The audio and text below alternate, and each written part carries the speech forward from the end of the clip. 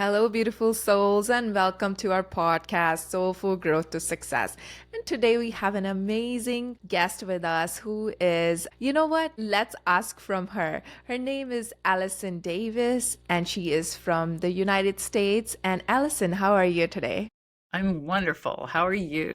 I'm doing great as well, and I'm so glad that you're here and your presence is just embracing our studio podcast, and it's just amazing to have you. So, would you tell our listeners about how did you navigate your life? Why are you here, and who you are, and what do you? Well, I just wrote a book called 60 is a Good Start. And I wrote it when I turned 60 and freaked out. And I was just like, oh my gosh, 10 years to 70, 20 years to 80. I really was in this questioning, restless mode and just feeling like my life was going to change. I'll just tell you a little background to that. Yeah. Grew up in Oklahoma, spent college and several years after that in San Antonio, Texas, and then went to LA for another 8 years. All of that was as a TV producer. That was my background, and had so much fun doing that. And then I met my husband, and I was mid-30s at that point, and we decided to move back to our hometowns. We met while we were visiting. He lived in DC, I lived in LA, and our parents were friends, but we didn't know each other. Yeah. So we met, fell in love, decided to move back because, I was mid-30s. It was time to probably start having children if that was going to be in the plan. And then we ended up having 3 biological, and then we adopted one from Russia and then one from Ethiopia. And so we have 5 kids. Then I homeschooled for about 20 years. So that was kind of my career there at Yeah. say mid 30s to or late 30s to mid to late 50s. Hmm. And for both of those things, for the TV producing and the homeschooling, it really required serious organization, serious planning, and it's just my nature to be that way anyway. So, Yeah. and that kind of ends up being part of this book. And so I guess it was probably I was late or I was early 50s. I'd had my first child by C-section, and then I had 2 home births after that. I kind of had a 180-degree. After I had my first child, I don't know, I had this just revelation about like natural childbirth and all of that stuff. And so, That's right. so after that third child, I was 42 when I had him, and my body just kind of went downhill. Like that was when I first got a hold of a naturopath doctor. Yeah. And, did a bunch of testing and found out that my adrenals were shot, as he said, Hmm. and I had too much bad bacteria and not enough good bacteria in my gut. So I was getting sick like every 6 weeks. Like I Yeah. was a week Hmm. just in bed, just Right. feeling terrible and unable to be a mom. So I was highly motivated. Like the key word to me was energy. I need energy. How am I going to get Yes. energy? And that was really my key word for 20 years, just Yeah. all during that child raising time. Yeah. And so I just pursued natural health, because I just, well, the first experience I had with it was when I lived in LA, and I guess I was about 32. I'd Hmm. been having just consistent yeast infections. And I finally run across this woman that's in my little apartment building, and she was older than me, and she was very LA. She was in her Yeah. flowing That's right. caftans, and she had potions and things on her kitchen counter. And she said, Yeah. "Oh, you have to go to my TCM doctor." I'm like, Okay. "What is that?" Hmm. Traditional Chinese medicine doctor. Well, my dad was a surgeon. So I grew up in a very medical world, like most people in America, but maybe even more so with him. And so I was just like, oh my gosh, he'd freak out, but I'm going anyway. I went and he did muscle testing on me, and he ended up giving me a bunch of herbs and told me to stop eating dairy for probably a year. I might be able to add it back in after a year. And I did that, and I was better, and I have never since had that issue again in Wow. decades. So one thing after another was happening like that was showing me it's getting at the root cause, To right? go natural, yeah. Yeah, to Yeah, go I could natural whenever possible. Yeah, I could relate to you so much because, the yeast infection, I had it before my son was born. I gave up sugar and then I stopped liking sugar. That, yeah. Yeah, now I like my coffee without sugar and all of that, which put me on a good path. But yes, like gut health is so important and it's our Mhm. second brain, Everything. Yeah. it connects us and it's amazing how you change. And also, when you mentioned homeschooling and also, like you said, TV producing, it's a lot of discipline. Yes. So yes, what motivated you, like when you wake up every day to have that energy? Like you said, I love that word because I just recently went to this Tony Robbins challenge and all he talked about is energy. I'm like, yes, Yeah. energy is so important It's because with, everything. yes, It's that we're, everything. I mean, yeah. if we don't have our health is the only thing we are thinking about to get it back so we can go do other things. I think it's all about it comes down to purpose. I think it's are we doing what we love? So like I remember going to college and I was like, what am I going to major in? Well, I liked photography. This is back in the 70s, and my dad had a dark room in our basement. He liked photography. That's back when you developed your own film and so we did that for fun. And so I got to college and I thought, "Oh, there's a photography class. I'll take that." And that led into film and TV production and just like and I'm telling my children this too, but I'm also telling women who are in this same stage of life. So I'm thinking second half of life, maybe I'm really talking to those women 50 to 70, 80, just like you've been raising kids for 30 years, or you've been in a career for 30 years, or you've done both for 30 years, and you're just like, for one reason or another, maybe it's an empty nest, or maybe you're just like, I got it. This is not what I want to be doing right now. Like things are changing and shifting and finding that new purpose, or maybe it's slightly different from what you've done. There's probably something related to what you've been doing. That's the case for me. And, finding that purpose, I think that's always sort of been in me. Like I loved the TV business and then I had kids and I'm like, I did that for almost 20 years. I'm ready to do something different. I'm gonna homeschool my kids. That's going to be my career now, right? Yeah, So you it's stayed like motivated what do and we you're, love? What energizes us? So I just think, and everybody has that, but sometimes we don't know what it is. And part of my book, there's a section called Dream where I give you 60 questions if you don't know what it is. Because I have a lot of friends that we've had these conversations, and they are in their 50s or 60s, and they're like, I don't know, I don't know what it is.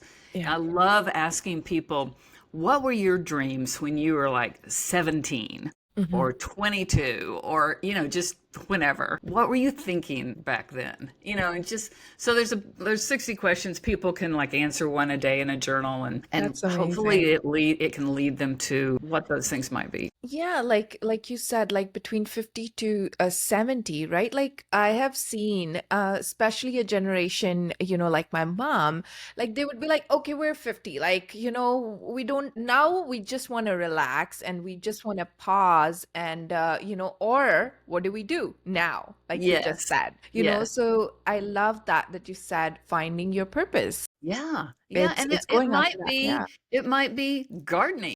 It might be, oh, I have a grandchild and I'm just going to really sew into this little child. And, or it could be, write a book, or it could be go hike up a mountain.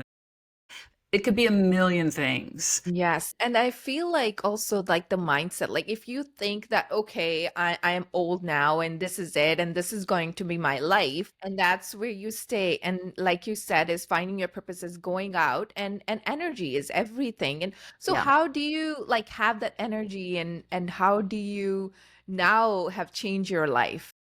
Well, and I just have to say real quick, when I turned 60, and then it was like 7 month little odyssey I went on to figure out what am I going to do with the next decade of my life. Like I wanted like something I could sink my teeth into, something that energized me. And I was with my friend from, like, I've known her from the time we were 6. So she lives several hours away, and we got together and we were hanging out with some of her friends. And this is all right when everybody was turning 60. It was that year. And so she said, as we were sitting there, she said, "Well, I hear 60 is the gateway to old age." And I just had this like vehement response. I was just like, "No, I do not accept that." And it was a couple of weeks later that I ended up deciding I'm going to write a book. And it was a combination of, the natural health, my fascination with longevity, and my planning, because it was also, I can give women this information, but I've got to give them a plan to execute on. They need, how are they going to move the needle forward? Yes. But, as far as the energy, it's those lifestyle habits. I mean, it's like getting the exercise and eating the right food and drinking enough water and getting enough sleep, and taking the supplements. I mean, that's a big deal. It just is. I take them, and then I've gotten, I've not taken them for like, say, 10 days just to see what would happen. And I don't feel as good, Yeah. you know. Yeah. Magnesium is my favorite. Yeah, Like taking B magnesium. is my favorite, B Yes, complex. that's right. Be complex in the morning and then Yeah, you're good. yeah, yeah. Yeah. So So, what would be the tips like you would give to somebody who just hit 50 and be like, I don't know what to do? well, so this book, 60 is a good start. The subtitle's A Powerful Body, a Purposeful Life, and a Plan to Make It Happen. And there is a planner that goes with it. And it leads people to what I call the 60-day dare, because according to Dr. Caroline Leaf, you may have heard of her. She's a neuroscientist. She's written tons of books. I'm going to guess she's maybe 70 now. And you could look her up. She's just amazing. But she has shown us under the microscope, looking at brain cells, brain synapse, that she can see habits physically building in the brain. And it takes at least 60 days, 2 months. It could be up to 8 months. It depends on the person, depends on the habit. I'm talking thought habits, physical habits, just any kind of habit. And so this book is divided, the framework is called the self-perpetuating circle of purpose. So, because purpose is so important, but Yes. it has three pillars: body work, brain work, and world work. Hmm. And there's 5 things under each of those that you get to choose one from each area to do for 60 days for Okay. your 60-day dare. So under body work, there is, what are you eating? Maybe you're going to add something. You're going to design this. So Okay. maybe you're going to eat a certain way. I love food combining, or, there's just different keto. I mean, different Yes, different things. kind So of diets. maybe you're Yeah. going to add something, take something away, whatever. You're going to do that for 60 days. Or maybe you choose drink half your body weight in ounces of water at least. Maybe you choose move. That's going to be exercising. I would recommend 45 minutes at least. And for our age, we need to either be walking and, or best if we could do both, strength training, building our muscles. This is huge. I think if I had to choose one of those, I would choose the strength training. But, you've probably seen all the studies on walking. There's so many, how it's just a longevity factor. It Yes. extends our life. And then sleeping, are you able to sleep? There's tons of ways to make that easier and better. And then deep breathing. That's super important. In America, we don't breathe. We breathe shallow. So That's learning how to deep breathe, yes. just to sit there, I try to do a little deep breathing thing every morning, Yeah. and just for like 6 or 7 minutes, and it really starts connecting all the body systems together. And That's so right.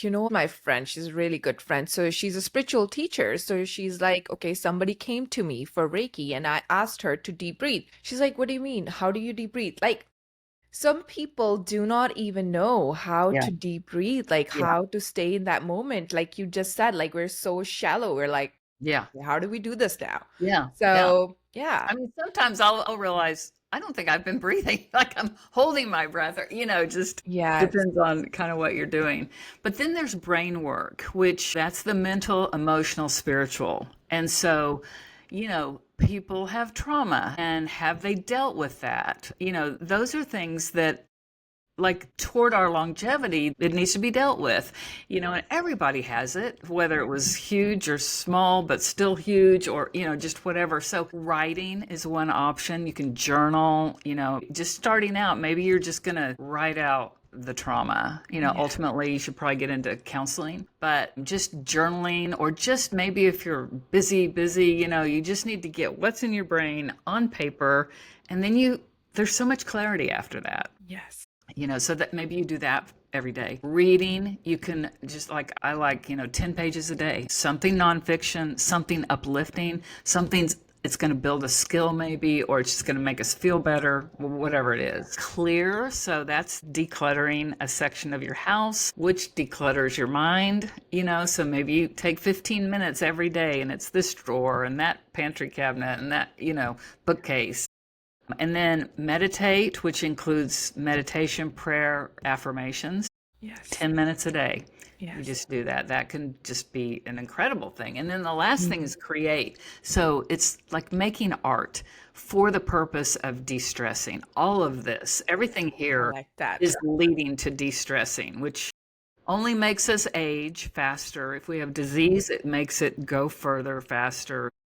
So yeah, the create, I love to needlepoint. And so I reward myself at the end of the day. Like I do all the stuff I need to do, and then I get to sit down and needlepoint. Yeah. And they say if you 45 minutes of art making, and there's a million things a person can do. I give a ton of ideas. It lowers your cortisol levels. Yeah. So, and we want that. Right. And then the world work, that's your purpose and your relationships.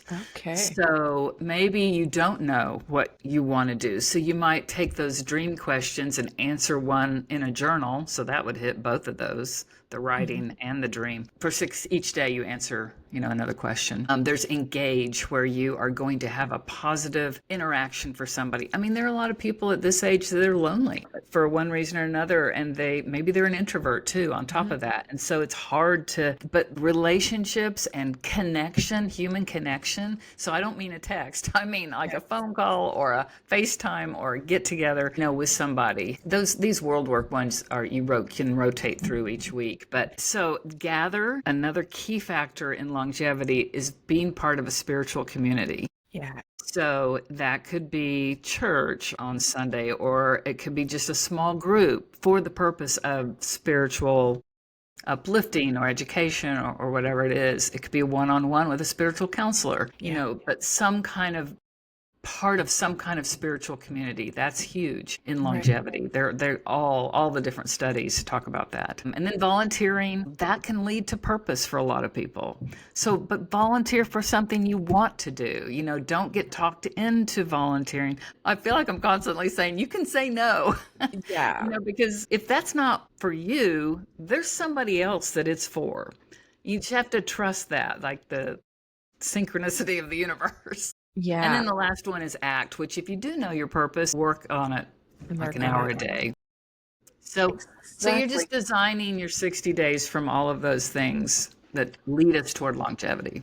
Like you said, there's such simple solutions. All I ever get to is like small tasks. Sometimes we make it so complex that, Yes. I don't know what I'm gonna be like or what it's gonna be like, because So we're true. like, we don't know the unknown. But I feel like one step, like you have divided it into like the small task and do that for 60 days. It's so simple, and I feel like it's easy to follow for most Yes. people. Yes. Yeah. Yeah, Yeah. I do too, because it's like, okay, these are the core things right here.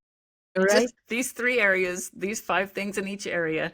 Yes. Just start doing them, and then do another 60 days and another 60 days, on whatever areas you feel like you need to work on. And that's it. I mean, it is simple and doable. I love the line, your future is hidden in your daily routine. Yeah, exactly. I'd like to mention a little thing that I do is like journaling, like you mentioned, Yeah. gratitude. It's Yes. so important. And the first thing I always write is, what am I grateful for? That changes my day to be like being much more intentional and appreciating what I have has made like big changes in my life. So Yeah, just like that. That's a little mindset shift. And that's all we need. I mean, just like taking this pair of glasses off and, putting this other pair on, I'm grateful for something or whatever. Yeah, Yes. I have that in my planner. Every day you have to write that down. Yeah, like so okay, so what do you journal about every day, Allison? I would say for me in the writing area, it's less. I have had periods of time where I did tons of journaling. Oh my gosh, I've got notebooks, stacked that I've saved that are all journaling. But currently, I am more in the brain download mode. So just like daily, just sit and, okay, what's in my brain? Put Yeah. it down on paper. So that's what's working for me right now. But I go in and out of things. It just depends Yeah. on what's going on in life. Feel like you just said, your book must have come out of your journals about like writing, and I feel like that's where your creativity and clarity starts. I Mhm. always feel like, because your ideas is always, it's above here, right? So for Yes. it to ground, Oh, you, man.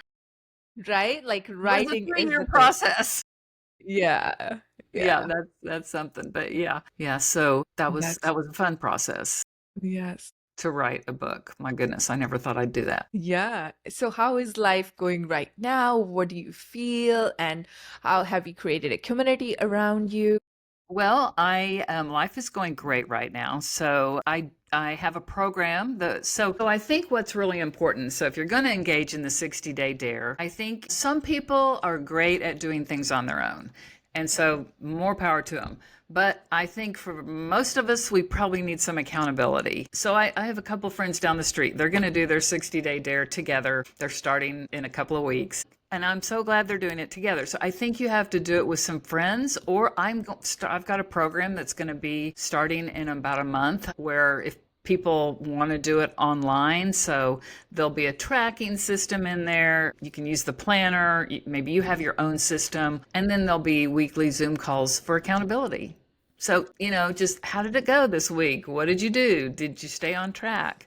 That kind of thing. So, That's a really great idea, because definitely, like you said, accountability, and you find friendships in those groups, right? When you continuously show up and you connect, maybe it's your new best friend at yeah, 50, I your know. soulmate. You don't know. Listen, oh, okay, I have to tell you a quick story. So, this was probably maybe 7 years ago. I signed up for this little $7 online course, and it was everything you wanted for parents of kids, everything you wanted to know about Snapchat.